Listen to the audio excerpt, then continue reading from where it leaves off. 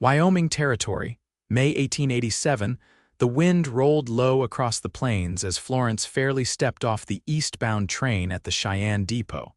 Her boots hitting the platform with a hollow thud no one noticed. She stood alone, holding a small carpetbag in one hand and a folded letter in the other. The morning sun cast her shadow long across the wooden platform, but the townsfolk bustled past her like she was invisible. A woman traveling alone in a faded blue skirt and a worn shawl most did not even glance. Florence had arrived with no one waiting for her, no husband, no family, no friends. She had nobody left. The last letter from her older sister, the only kin she had come 5 months ago, blotted ink, shaky handwriting, a final goodbye from a fevered bed in Denver. Florence had buried too many faces in her 23 years.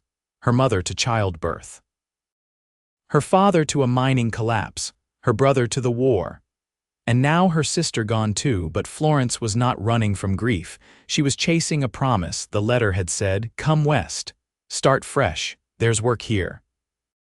There's peace." She had nothing left in Ohio but a boarding house room and quiet stares from neighbors who pitied her and whispered behind her back.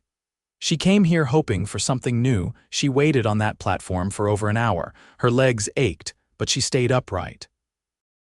A few men tipped their hats without stopping. A boy asked if she was looking for someone. She said no, though it was not true. She had hoped anyone might see her, but they did not, until a slow, uneven step came from the far end of the platform. He was tall, with broad shoulders and a slight limp.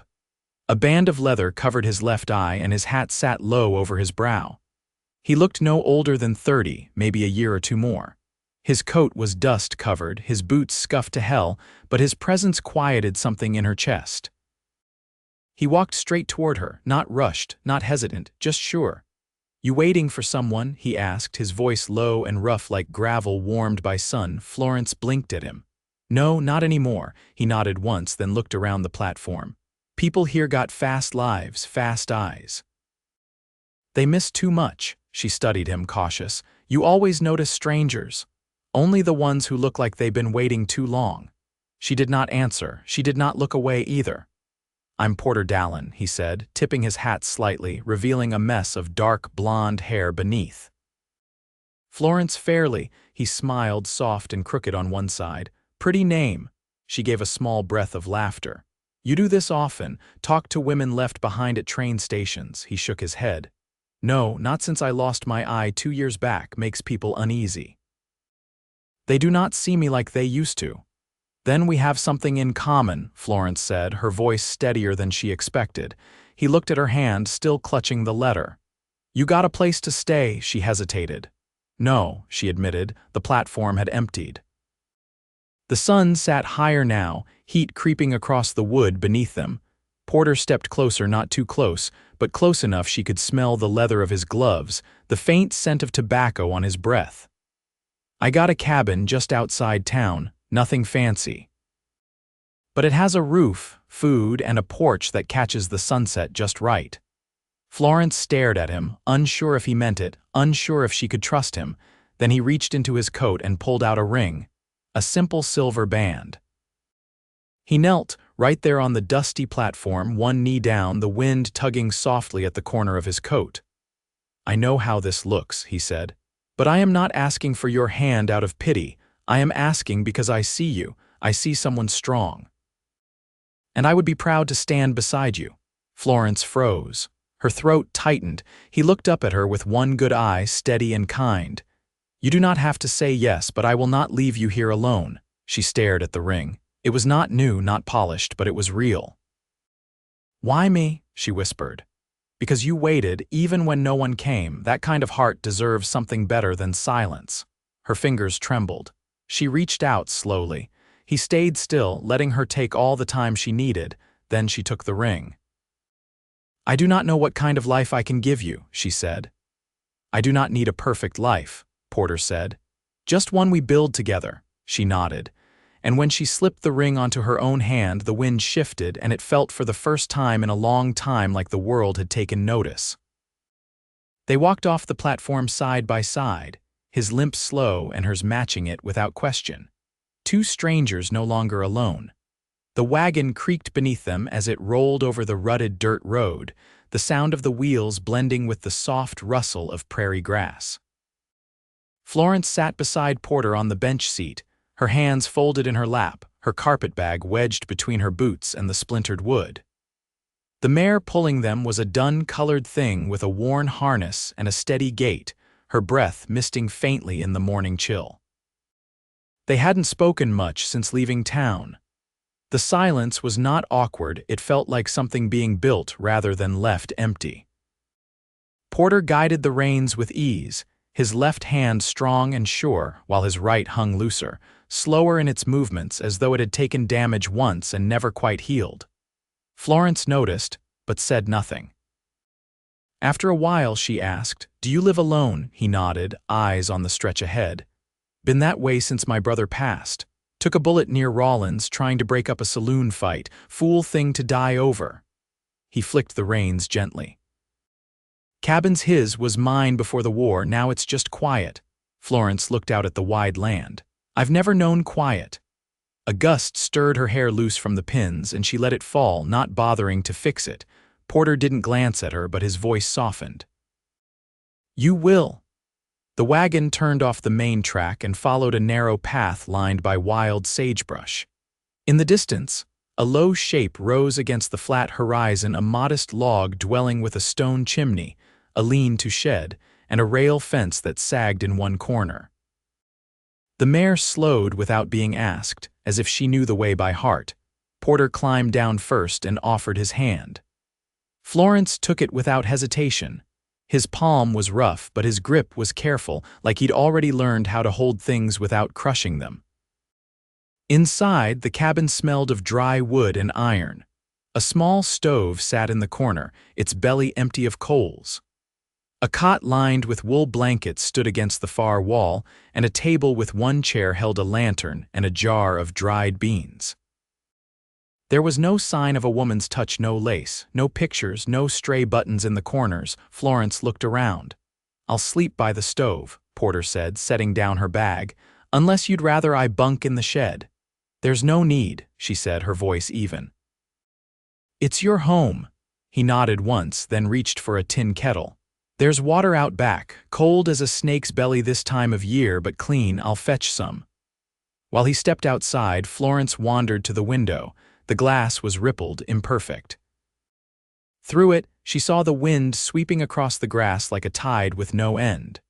A hawk circled above the line of cottonwoods near the stream bed. The place felt untouched, like time moved slower here. When Porter returned, steam already rising from the kettle, he glanced at her hands. "You sew?" She blinked. "Yes, I used to mend for a mill family." "Why?" He gestured toward a pile of torn flour sacks near the hearth. "I've got more holes than shirts these days. I can patch them." He poured water into a tin cup and handed it to her. "You ever cook over a fire?" "Most of my life." He gave a small nod. "Then I reckon we'll eat well." Florence took the cup and warmed her fingers around it, though the water was still cool.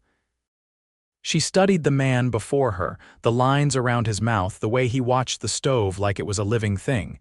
He didn't speak to fill silence. He didn't fidget or rush. There was a steadiness to him, not loud but certain. "Do you want this to be real?" she asked suddenly. He didn't flinch. "I wouldn't have asked if I didn't." She drew in a breath. "Then I'll need thread, needles, and a second chair." He smiled, not wide, not performative, but there was warmth in it. "I'll ride into town tomorrow." "You make a list." As the kettle began to hum, Florence sat at the table, the wood cool beneath her fingers. She looked around again at the hearth, the walls, the lean simplicity of the space, and felt something unfamiliar stir in her chest. Not comfort. Not yet, but the beginning of it.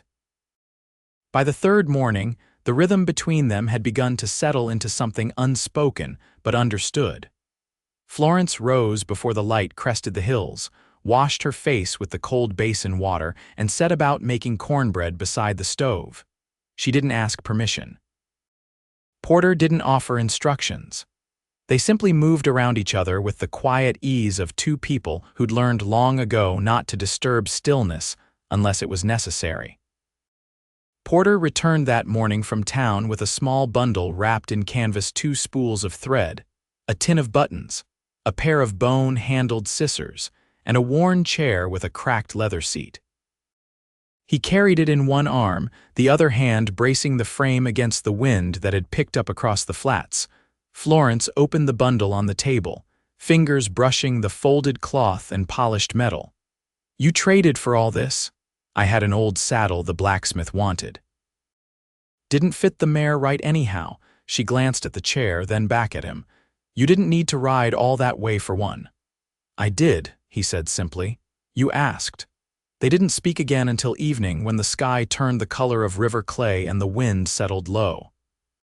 Outside, the mare cropped the last of the sparse grass near the fence line. Inside, Porter lit the lamp and sat across from her as she worked a needle through a split seam on one of his shirts. "You ever think about going back east?" he asked, shifting slightly so his legs stretched easier beneath the table. "No," she said, not looking up. "There's nothing there now. You had people?" "I did." He waited, but she didn't elaborate. He didn't press. She tied off the last stitch and set the shirt aside. "You fought in the war," joined out of Cheyenne when I was 17. "Spent 2 years around Vicksburg, then Tennessee. Lost the eye near Franklin. Bayonet, not bullet." She studied him. "You came back alone," he nodded. "My brother enlisted after I did. Younger, didn't come home." Florence didn't ask more. Instead, she reached for another shirt, this one missing half its collar. "I never married," she said, threading the needle again.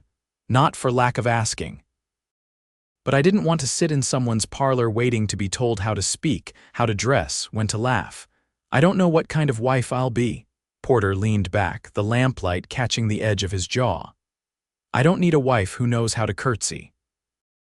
I need someone who can walk beside me when the weather turns hard." Her hands paused. "And if I falter, then I wait, same way you waited on that platform." For the first time, her gaze lifted fully to his. Whatever passed between them in that moment held no flourish, no grand gesture. Just the steady acknowledgement of 2 people who'd seen the world take more than it gave, and still chose to stay standing. Later, as she folded the mended clothes and set them in the crate near the hearth, he reached for the tin cup beside him and said, "There's a neighbor, Clara Marin, lives 2 miles west. Midwife, keeps chickens. I thought maybe you'd want to meet her." Florence considered. "You think I need tending?" "No," he said. "But I reckon she's the only woman out here who knows what kind of wildflower grows in this soil." Florence gave a short nod. "Then I'd like to meet her." Porter rose and moved to the stove, adding another log to the fire. "We'll ride out Sunday. She'll have biscuits waiting. She always does." Florence turned the chair toward the window. Outside, the stars had begun to gather above the cottonwoods, sharp and cold. She sat in silence, hands resting in her lap, and watched as Porter settled onto the floor near the stove, his back against the wall, one knee drawn up to ease the ache in his leg. He didn't speak again before sleep took him. She didn't either. But when she finally rose to pull the quilt from the cot and lay it gently over his outstretched legs, she did so with care, folding the edge beneath his boots. Then she returned to the chair and sat again, watching the fire curl its light across the walls. And that night, for the first time since stepping off the train, she did not dream of being left behind.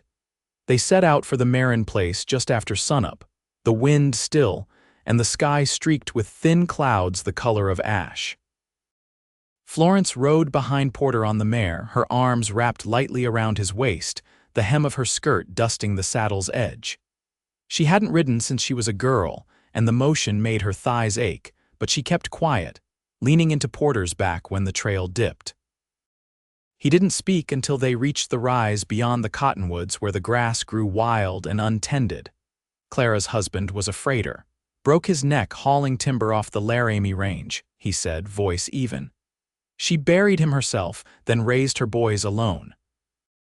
If she offers you pie, take it. She doesn't ask twice." Florence gave a faint nod against his shoulder.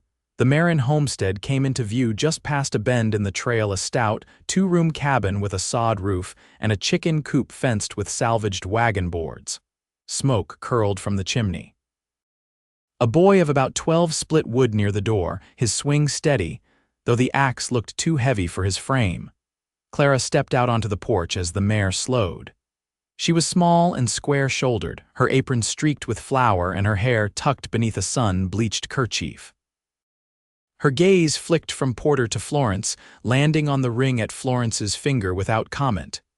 "Well," Clara said, wiping her hands. "It's about time you brought a woman around, Porter Dallen. Thought you meant to die with dust in your boots and no one to bury you." Porter dismounted and turned to help Florence down, his hands firm at her waist. "This is Florence," he said. "She's staying." Florence stepped forward, chin high despite the flush rising in her cheeks. Clara looked her over, not unkindly. "You cook." "I can." "Good. These boys eat like wolves and I'm tired of boiling everything."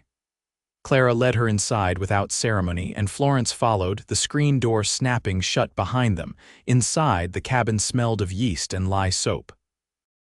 Two boys sat at a rough-hewn table, one sorting nails into a tobacco tin, the other carving something unshapely from a block of pine. Florence rolled up her sleeves and tied on the apron Clara handed her. They worked side by side, kneading dough and slicing dried apples, the silence between them filled with the scrape of knives and the soft thud of flour on the board. "How long since you've had your own kitchen?" Clara asked without looking up. "I never have," Florence said. "I worked in other people's, or not at all." Clara paused, then nodded once. "Then it's high time." Outside, Porter helped the older boy mend a gate hinge. He moved slower than the child, but with more precision, checking each bolt before tightening it.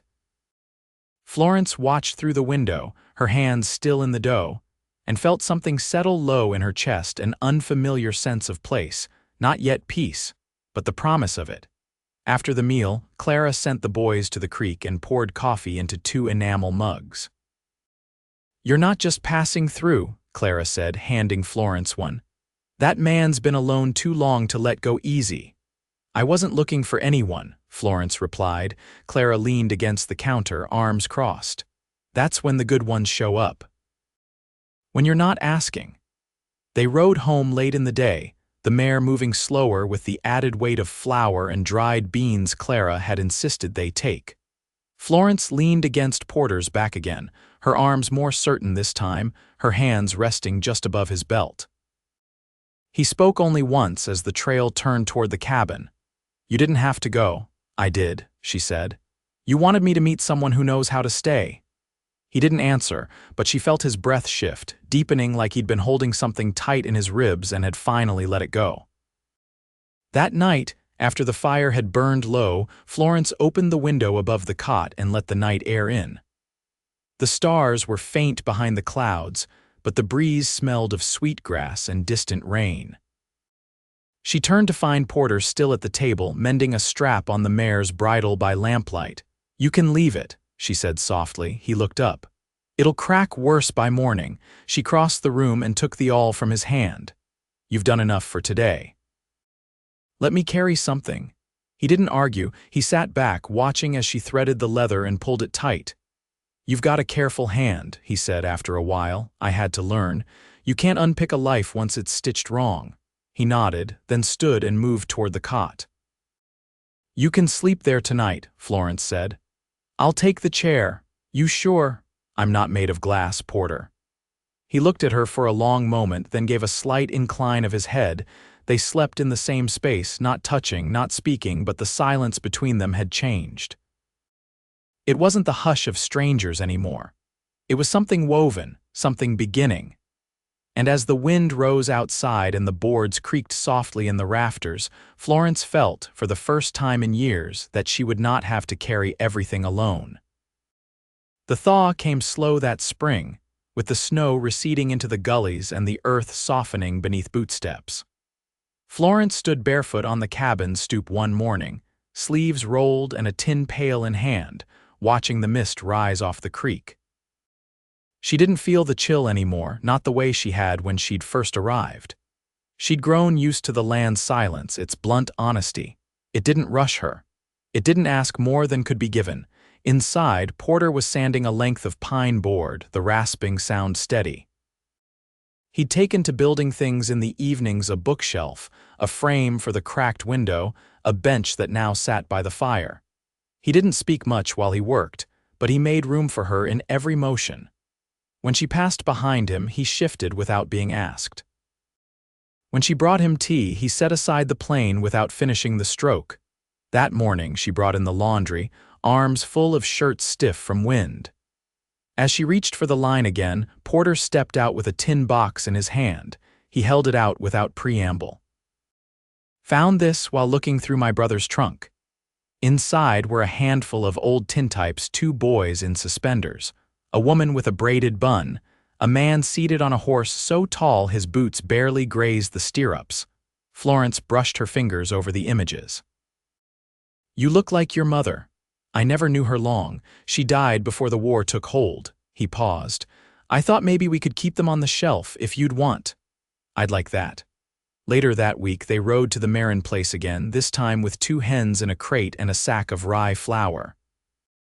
Clara met them with a nod and led Florence toward the kitchen, while Porter and the boys saw to the chickens. Clara handed her a folded muslin cloth. "You'll need this if you're going to keep your own garden." Florence unfolded it, revealing a dozen seed packets: beets, squash, onions, and a handful of string beans. "I didn't expect. You didn't ask," Clara said. "Doesn't mean you don't need it." As they rode back, Florence leaned forward, her chin just beneath Porter's shoulder. "What do you want to plant first?" "Whatever grows fastest." "I'm tired of salt pork," he said. She laughed, the sound soft against the wind. "Then beans it is." That night she found him outside, kneeling beside a patch of cleared soil beneath the cottonwoods. He turned when she approached, dirt smudging his palms. "I was thinking," he said as he stood, brushing his hands. "You might want to put your name to this place. Make it yours as much as mine." She looked at the cabin, then back at him. "What would that mean?" He reached into his coat and pulled out a folded paper. "Claims in my name from 15 years back, but there's an affidavit here. I can have it amended." "Joint holding." She stared at the paper, then at his face. "You'd give me half your land. I'd give you all of it if that's what it took for you to stay." She didn't answer right away. Instead, she took the paper and folded it again, careful with the edges. Then she reached up, touched the side of his jaw, and said, "I'm not going anywhere." Porter leaned down, their first kiss slow, the kind that came not from urgency but recognition. The cottonwoods rustled above them, and somewhere beyond the fence, the mare gave a quiet snort. Florence pressed her forehead to his chest and let herself exhale fully. They married in June, beneath the lean blue sky.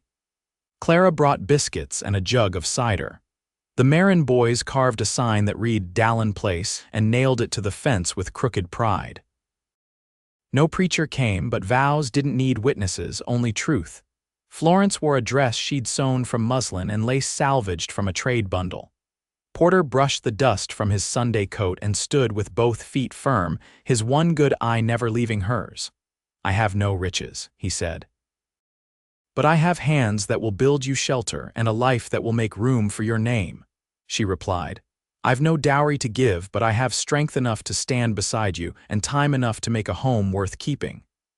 They didn't kiss again until the sun had dipped low enough to cast gold across the porch, and even then, it was quiet, unhurried. A promise made whole. By autumn, the garden had taken root. Rows of beans climbed neatly along twine, and the squash had spread wide beneath the cottonwood's shade. Florence canned what they couldn't eat, her hands confident now, her movements measured. Porter built a cradle in late September, though nothing had been said aloud between them. He didn't ask if it was too soon. He didn't want to name something before it came into being, but he sanded the wood smooth and placed it near the hearth, just in case. When the first frost came, they lit the stove early and sat together beneath the quilt. She with her stitching, he with his boots off and his legs stretched toward the fire. "I used to think I'd never stop running," she said. "That there'd always be something to chase. Or something chasing me." Porter's hand found hers, his thumb brushing the back of her fingers. "You're not running now, no," she said. "I'm finally home, years past, The land stayed hard, but it yielded more each season. The hens multiplied. Florence taught the Marin boys how to stitch a tier clean instead of folding it under. Clara grew gray at the temples but still traded biscuits for seed. The cradle, once empty, rocked slow with the weight of a child. A girl first, then a boy 2 winters later. Porter never regained full strength in his leg, but he never needed to. Florence walked beside him at the same gait, their steps matched, their pace their own. The Dallen place stood through storms and drought, through lean months and long harvests. And in all that time, the quiet between them grew not into silence, but into something richer, a language built from glances and gestures, from the soft pull of a hand in the night, from the bent back of a man planting beans beside his wife under a sky that knew their names. And when their daughter asked once what love looked like, Florence only pointed to the porch where Porter sat whittling a toy horse, his hand steady, his face turned toward the sound of her footsteps. "It looks like knowing someone," she said, "and being known."